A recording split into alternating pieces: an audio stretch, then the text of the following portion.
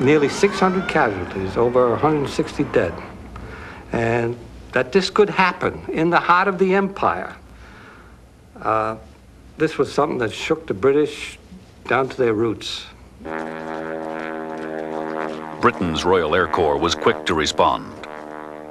Planes were readied for bombing raids on German cities. Pilots had now become the war's most glamorous heroes, and yet the damage they inflicted in their still primitive airplanes was only an infinitesimal fraction of the war's total destruction. The worst bombing raids killed fewer people than a few seconds of fighting on the Western Front. When the U.S. entered the war in 1917, an Ohio farm boy named George Cronin was sent to Italy to learn how to fly. For Cronin and his friends, bombing seemed little more than a hunting trip.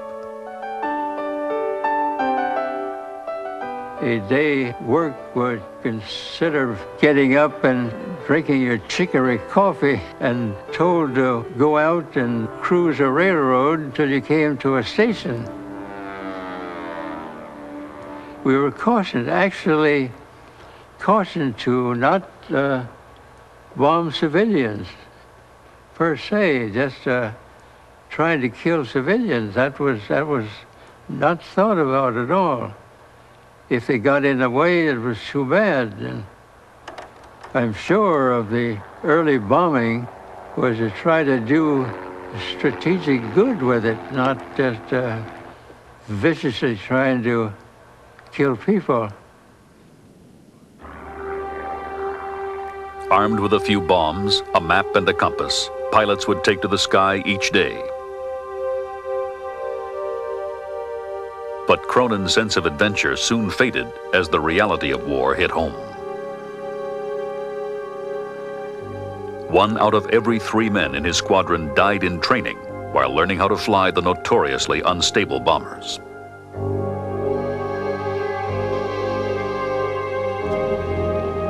On the Western Front, the life expectancy of an average pilot was just 3 weeks. And there were other victims everywhere. We had not thought very much of what war was until you begin to see wounded coming home from the front, for example. You begin to get really shocked, and the thing wasn't all fun like you had thought it was going to be. You had to pay a price for it.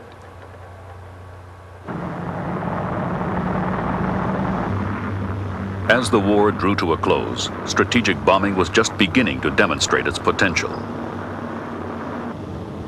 But the generals on both sides were more interested in using planes for reconnaissance or for tactical bombing to support troops at the front.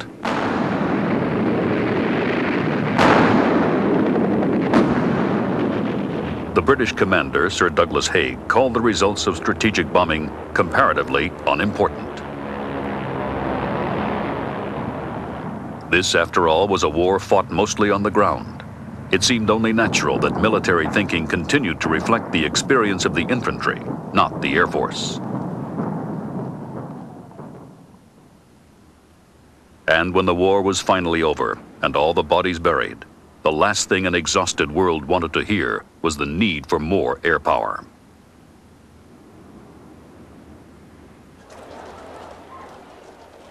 But even as a peace treaty was being signed in Versailles, a few men argued that now was the time to prepare for the next conflict, which, despite all hopes, was bound to come. Dateline, Washington, D.C., December 17th, 1925. In the 1920s, the chief American proponent of strategic bombing was a World War I flying ace, the ill-fated Billy Mitchell. Since his return from France, he had insisted that an airplane could sink any surface ship. Engines were started, and the 1st Provisional Air Brigade took off for a mission which was to test the future of military aviation.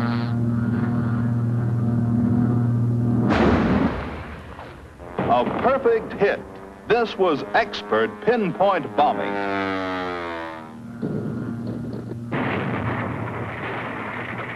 Using obsolete ships as targets, General Mitchell set out on a one-man campaign to convince the Army that airplanes were a powerful offensive weapon. But Mitchell was a tactless man and made powerful enemies. When he accused the High Command of incompetence, he was court-martialed and suspended from duty for 5 years. It would take the rise of fascism to make a prophet of Billy Mitchell.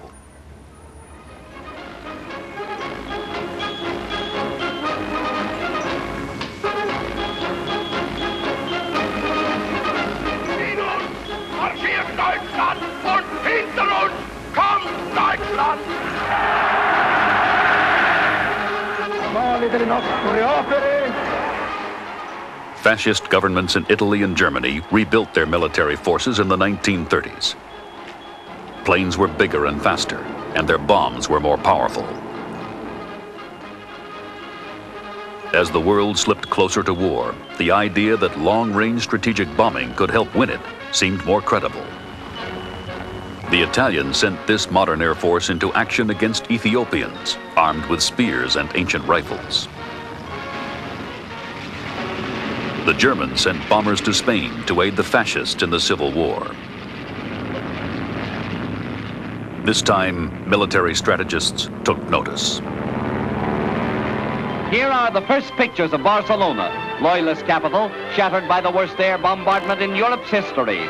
Filmed even as the New York of Catalonia trembled in terror of new raids after 18 successive sky attacks in 2 days, these scenes show war's horror in Spain's largest city.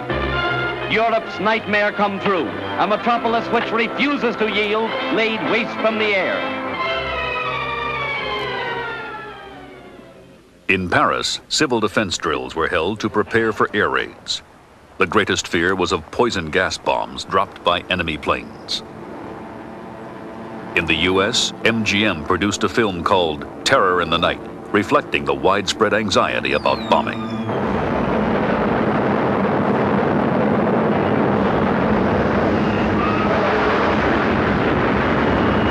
Showers of strangling gas bombs rained down. Film fiction that may someday be a fact.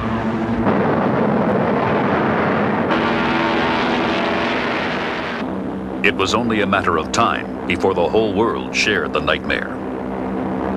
On September 1st, 1939, Germany sent 1,600 planes into the air. The invasion of Poland had begun. German dive bombers were brutally effective in the lightning-fast war called Blitzkrieg. Designed to swoop down upon their prey, the bombers met little resistance.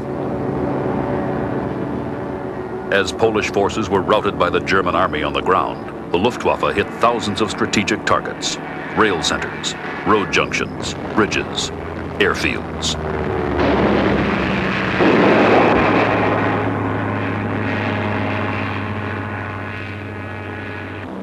Poland's ability to fight back was destroyed.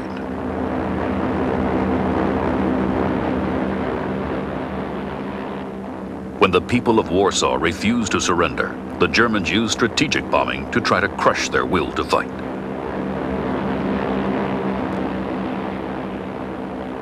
Thousands of civilians were killed. Warsaw was shattered. But how well would bombing work against a more powerful enemy with better defenses? In the summer and fall of 1940, the Luftwaffe was determined to find out over London.